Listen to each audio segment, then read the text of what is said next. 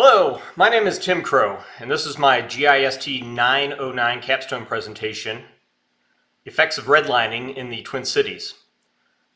In this presentation, I'll provide you a brief background of the issue, and I'll talk a little bit about the study area, my data and methods, and then get into the results, and then lastly follow it up with some conclusions and open it up to your questions. So the U.S. federal government first entered the residential mortgage market in the 1930s during the Great Depression here in the United States. They did it in two ways. One was the Homeowners Loan Corporation, or HOLC, in 1933, and the other was the Federal Housing Administration in 1934. The HOLC bought distressed mortgages from banks to help prevent bank failures, and they also directly refinanced mortgages with homeowners who were in default. They refinanced approximately 1 million home loans, and that has a 2022 inflation-adjusted value of over $64 billion. The HOLC loaned to Black Americans at about a rate similar to their percentage of the population in the 1930s. And more than 70% of all HOLC loans were completed by March 1935. And that's important because beginning in 1936 through 1940 is when the HOLC made what they called residential security maps, which essentially were maps to help lenders judge risk for potential loans. The type and condition of neighborhood housing stock were a major factor in the grading, but also the presence of non-white races, particularly Black Americans, contributed to a neighborhood receiving the lowest grade of red. There's an example of this on the slide right now, a map from St. Paul, a copy of the original HOLC map from St. Paul, and then in the lower left is the description for the area highlighted in the purple there. This process is now commonly called redlining. HOLC largely ended their operations by 1947. Separately, the Federal Housing Administration, or FHA, continued a redlining practice of their own. They, generally speaking, did not underwrite mortgages for houses, particularly houses for Black Americans in urban areas, while at the same time supporting mortgages for lots of people to move to suburban areas in many metro areas. And indeed, just about 2 to 3% of the loans made by FHA between 1934 and underwritten by FHA between 1934 and 1968 went to people of color. So let's talk a little bit about data and methods here. So I obtained census tract shapefiles and data sets, comma separated value data sets from 1940 to 2020 from the National Historic GIS site. The U.S. Census Bureau publishes a lot of the stuff online for more recent years, but if you want to go back to do historical work, the NGIS is probably the best place to go. I was able to find consistent socioeconomic measures between all census years. That can sometimes be a challenge given how questions are changed a little bit from year to year, and you can see them on the slide, the ones that I chose. So then I obtained maps, shapefile maps of the HOLC redline residential security maps from the University of Richmond's mapping inequality site. They digitized and made shapefiles of the original maps when they were uncovered. The not too recent past. I don't have the year on the top of my head. At any rate, I assigned a HOLC grade to each census tract and each census year. That grade was equal to whatever HOLC grade covered the most area in the tract, in the case of where there were multiple HOLC grades within a tract. And then I charted change in the socioeconomic measures over time. They were averages of the measures by HOLC grade. I also made maps for every census year of the measures within each tract. Lastly, we did some regression analysis. I did some regression analysis, and unfortunately, though, I could not, with the selectors I had, I could not get a model that worked, or at least was sufficiently explanatory. And additionally, a lot of the models generally didn't do well on the the various tests to judge the strength of your model. So I'm not going to present them here today, but the results are in the final paper. So getting into the results slides. So on the time series charts, the bar lines will correspond to the HOLC color of track, and there's also a little key at the bottom of each one. All the dollar values are in 2020 dollars. I converted them, and as I said, I'm not presenting the regression slides. And generally speaking, I'm going to present the bar graphs or the line graphs, and then the map on the next slide. So in this case, on the left, we have total population, and on the very top is, in fact, the total population of the Twin Cities, Minneapolis and St. Paul. And on the bottom are the tracks, or the population by areas graded by the HOLC. And you can see that there was a population decline initially after the 1940s, 50s era, which I believe is related to people moving to the suburb areas of the Twin Cities. On the right, you have right top, you have Black Americans, and below that you have the other races. I aggregated them into an other races category because redlining was largely targeted at Black Americans, so I pulled them out and then binned everyone else together. In both cases, you can see on the left, the Twin Cities had very, very few Black Americans in any people of color in 1940, and then people of color in both charts. You can see quite a lot of growth in the years, especially since the 1980s or so. But what you can also see is that a lot of them settled in red and yellow track areas. I've realized I've actually I need to back up a slide here. I didn't explain my study area right quick. I skipped over it. It's the Twin Cities of Minneapolis and St. Paul, Minnesota. And I have personal interest. That's where I was born and raised, and was an undergraduate there at the University of Minnesota. That's where I got my bachelor's degree.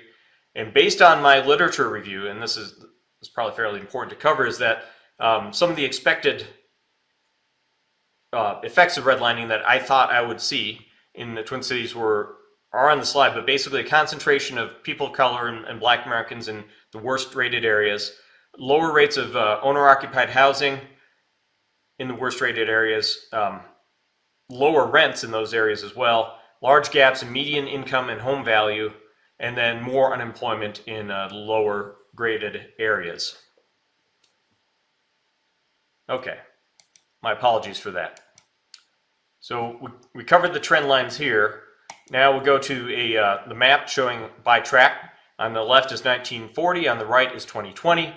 You can see clearly on the 1940 map that the Twin Cities was not particularly racially diverse, and by 2020 it had gained considerable diversity. But you can also see that the most diverse areas tend to be in the red and yellow areas, as we expected based on the literature review, and was also reflected in the trend lines on the previous slide. Here we have housing tenure. Housing tenure in the census largely refers to whether a housing unit is owner-occupied or is a rental unit. Surprisingly, the trends are very flat, really, which was unexpected based on what has been published in the literature from studies in other cities. Indeed, you have renter-occupied on the left and owner-occupied on the right, and actually there's a slight increase in owner-occupied housing recently for red-rated areas, which is a little bit not suspect, but unexpected based on the literature review. And here's the map for that. In pink you have rental housing, and in cyan you have the owner-occupied housing. And you can see that there is a lot of the rental housing still within the red and yellow areas, but overall, given the flat trend lines on the previous slide, these two maps look rather similar. So it's all right. That's what you get sometimes.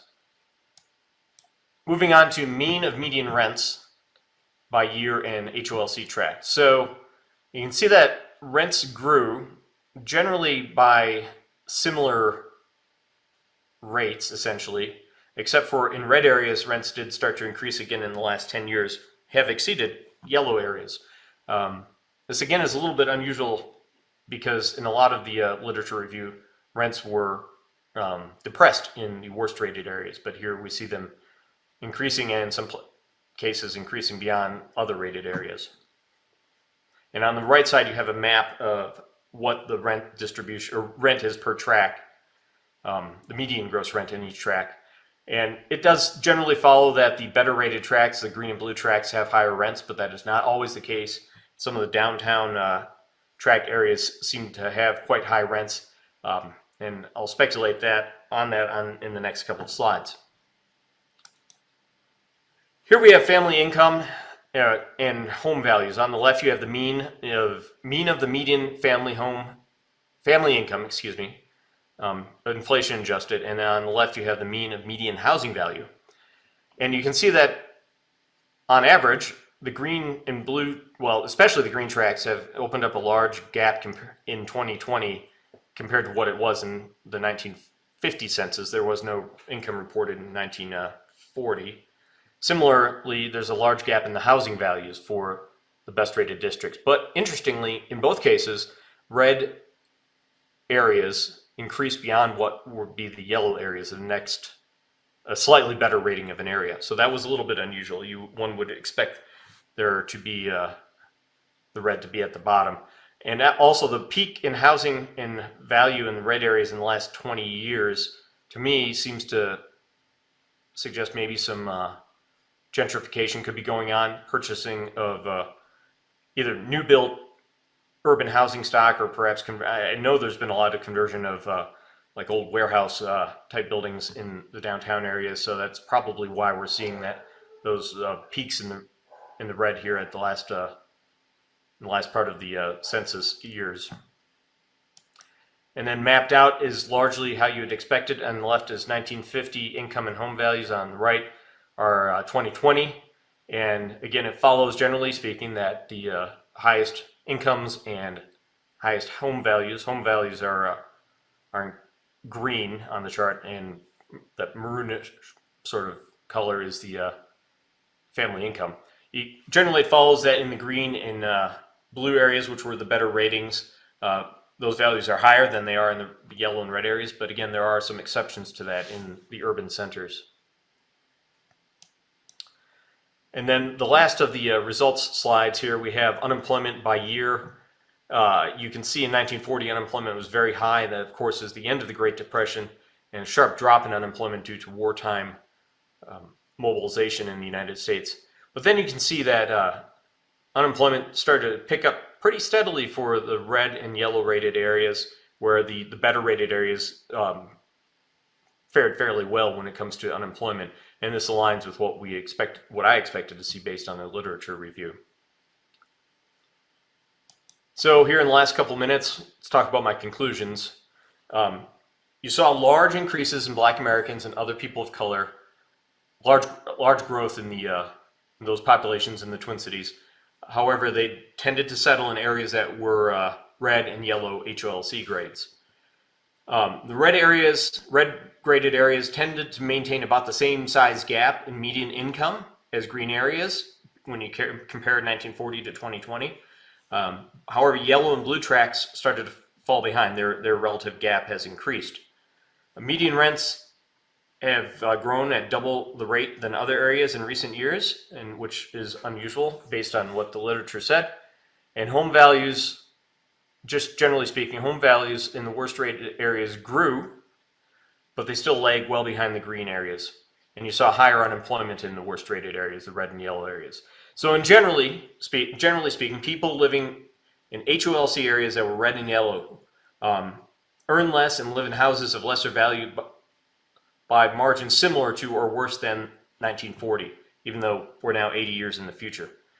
The Twin Cities is also, while more racially diverse, is actually effectively more segregated, given how many of those folks settled in what were red or yellow rated areas.